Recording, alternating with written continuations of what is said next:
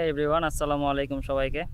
তো আমরা বের হয়েছি এখন হাসাইগাড়ি বিলের উদ্দেশ্যে। এখন বাজে 11:30। তো 11:30টার দিকে আমরা বের হলাম, দেখি কতক্ষণ লাগে। এখান থেকে বেশি দূর না, মোটামুটি 70 থেকে 80 কিলোর মতো হয়।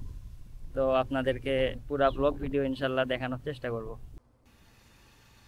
তো এখন আমার প্রথম কাজ হচ্ছে পাম্পে যাওয়া, কারণ গাড়িতে তেল একদম নাই, খুবই কম আছে। এখন আমরা সরাসরি পাম্পে যাব এবং পাম্পে গিয়ে তেল উঠাতে হবে। তেল উঠানোর পর আমরা এক টানে নওগাঁয় চলে যাবো ইনশাল্লাহ।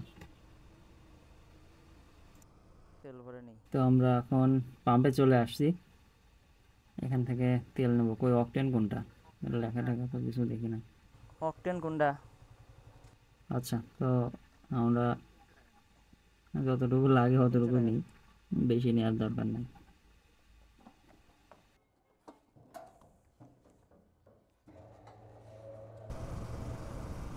আমার জানা মতে এইটা হচ্ছে নওগাঁ, আর ওই পাশে ওই যে দেখা যাচ্ছে ওইটা কিন্তু বগুড়া। মাঝখানে শুধু এই রেল লাইনটা আছে। রেল লাইনের এই পাশে হচ্ছে নওগাঁ, আর রেল লাইনের ওই পাশটা কিন্তু বগুড়ার মধ্যে পড়ে।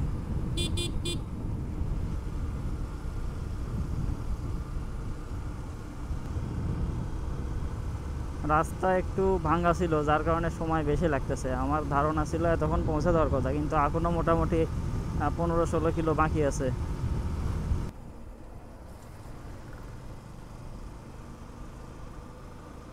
উফ, অবশেষে হাসাইগাড়ি বিলের কাছাকাছি চলে আসছি আমরা। যে পরিমাণে ইজি বাইকের ভিড় ছিল, আর আজকে মনে হয় এসএসসি পরীক্ষা ছিল, পরীক্ষা মাত্র শেষ হয়েছে, একদম প্রচুর পরিমাণে জ্যাম লেগে গেছিলো। ওই জ্যাম কাটাতে অনেক সময় লাগছে, তাছাড়া আমরা অনেকক্ষণ আগে পৌঁছে যেতাম। তো সমস্যা নাই, আধা ঘন্টা খানিক বেশি লাগলো টাইম।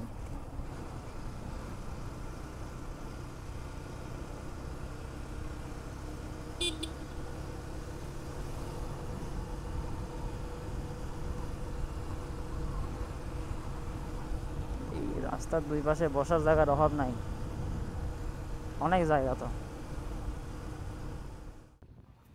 তো আমরা অলরেডি পৌঁছে গেছি হাসাইগাড়ি বিলে। এই যে এখান থেকে মূলত এই বিলের ভিউটা পাওয়া যায়। এই জায়গাটা খুব বেশি বড় না, এই রাস্তাটা অল্প কিছু দূর গেছে। তো যত দূর গেছে এর মাঝে এই বিলটা। আরও বেশি বড় হলে হয়তো ভালো লাগতো, তবে যতটুকুই জায়গা হোক, জায়গা অল্প হলেও বেশ সুন্দর আছে। মানে মনোরম একটা পরিবেশ। তো এখান থেকে মূলত বিলের যে মেইন আকর্ষণীয় পয়েন্ট সেটা হচ্ছে এই জায়গাটা। আর এই জায়গাকে ঘিরেই দোকানপাট সব বসে গেছে। এখান থেকে এই নৌকা টোকা পাওয়া যায়। আর সামনে ওইদিকে আরেকটু জায়গা আছে, ওইদিকেও বেশ সুন্দর, ফটোশ্যুট করার জন্যও বেশ সুন্দর এই জায়গাগুলো। আচ্ছা, আমরা একদম শেষ প্রান্ত পর্যন্ত যাব, দেখি কত দূর এই বিলের জায়গাটা আছে। সামনের দিকে যত আমরা এগোচ্ছি পানির পরিমাণ কিন্তু কমে যাচ্ছে। এই যে দেখেন, এইদিকে কিন্তু অতটা পানি নাই, আর সেই জন্য কিন্তু এদিকে ভিড়ও নাই। ওই জায়গাটায় পানি একটু বেশি থাকে, তো যার কারণে ওইখান থেকে নৌকাগুলো চলাচল করে এবং ওইখানেই মূলত পর্যটন পয়েন্ট আর কি এটা। ওই যে বিলের মাঝে একটা গাছ দেখা যাচ্ছে, ওটা মেইন আকর্ষণ এই বিলের। ওইখানে যে অনেকে ফটোশ্যুট করে, ভিডিও টিডিও শ্যুট করে। তো আচ্ছা, যাই হোক, আমরা আর ওইদিকে সামনে যাব না। ওইদিকে আর তেমন কিছু নাই, ওইটা মেইন রোডের সাথে লেগে গেছে এই রোডটা গিয়ে। তো আমরা আরেকটু গিয়ে ঘুরে আসবো। তো আমরা যখন আসলাম বিলে তখন ওয়েদারটা ঠিক এরকম ছিল, মানে খুব রৌদ্রোজ্জ্বল একটা দিন ছিল, বেশ ভালো একটা ওয়েদার ছিল। তো আসার পর আমরা খাওয়া দাওয়া করলাম, তারপরে কিছু ফটো শ্যুট করা হলো, ভিডিও শ্যুট করা হলো, এবং এরপরে ওয়েদারটা সম্পূর্ণ চেঞ্জ হয়ে গেল। প্রচুর বৃষ্টি আর ঝড় শুরু হলো। টানা প্রায় আধা ঘন্টার মতো বৃষ্টিপাত হলো, সাথে একটু ঝড়ও হলো। তো ঝড়ের পর আবার আমরা চলে গেলাম আর কি। কোনো নৌকাতে আর ওঠা হলো না, কারণ এই ঝড়ের সময়টাতেই আমরা ফ্রি ছিলাম, ওই সময়টাতেই নৌকায় উঠতাম যদি ঝড় না হতো। তো ঝড়টর হয়ে গেল, তখন আর নৌকায় উঠতে মন চাইলো না, ভেজা ভেজা একটা স্যাঁতসেঁতে আবহাওয়া। তো ভাবলাম আজকের মতো যাই, আবার হয়তো অন্য একদিন এসে নৌকায় ওঠা দেবো।